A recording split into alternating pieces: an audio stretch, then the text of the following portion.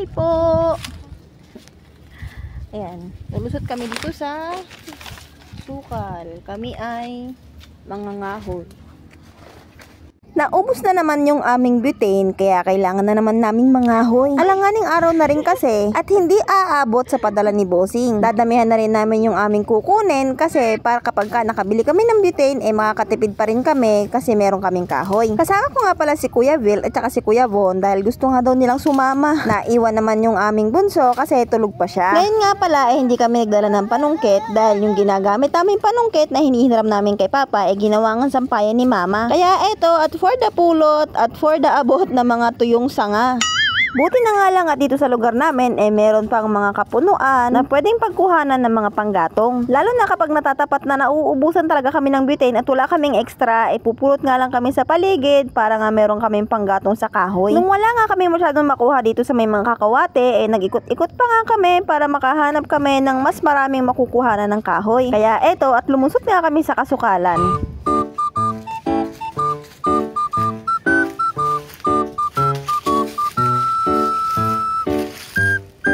Ito, kunin mo to, oh. Kunin mo to, sa gilid.